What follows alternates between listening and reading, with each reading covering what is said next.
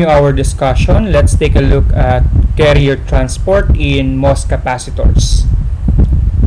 In an ideal MOS capacitor, the conductance of the insulating film is assumed to be zero.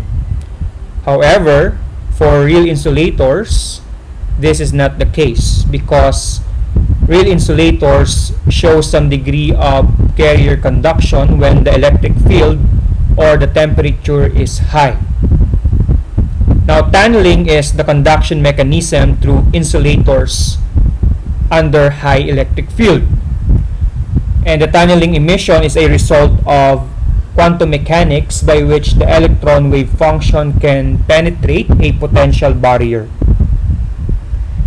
Remember that the tunneling current is proportional to the transmission coefficient, okay?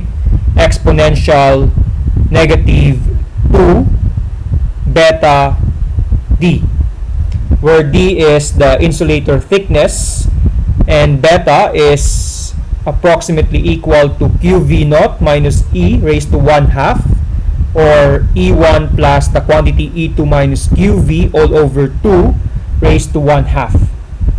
Now this term E1 plus the quantity E2 minus QV is the average potential barrier height, where E1 and E2 are the barrier heights and capital letter V is the voltage.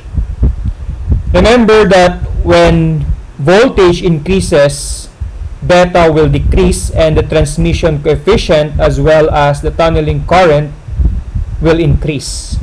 So therefore, the current is dependent on the applied voltage but is independent of temperature. I repeat, the current is dependent on the applied voltage but is independent of temperature. Now, direct tunneling can be seen in figure A. This is tunneling through the complete width of the insulator. As for the case of figure B, this is the Fowler-Nordheim tunneling, in which carrier tunneling through only a partial width of the barrier. In this case, both the average potential barrier height and the tunneling distance are reduced from those of direct tunneling, as you can clearly see in the figure. On the other hand, for figure C, the thermionic emission or Schottky emission process is from the carrier transport of electrons with energy sufficient to overcome the metal insulator barrier or the insulator semiconductor barrier, as you can see in the figure. Remember that the thermionic emission is proportional to the electron densities with energies above the barrier height.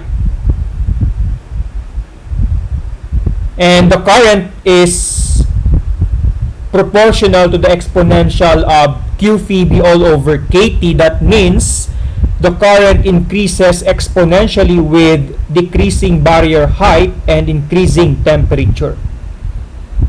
As for the case of figure D, it is called Frenkel pool emission, which is due to the emission of trapped electrons into the conduction band through thermal excitation.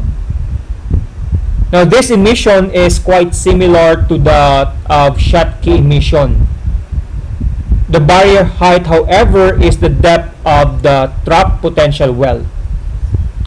Now, at low voltage and high temperature, current is carried by thermally excited electrons, hopping from one isolated state to the next. And this mechanism yields an ohmic characteristic exponentially dependent on temperature. Now, the ionic conduction, remember, is similar to a diffusion process. So generally, the DC ionic conductivity decreases during the time the electric field is applied because ions cannot be readily injected into or extracted from the insulator.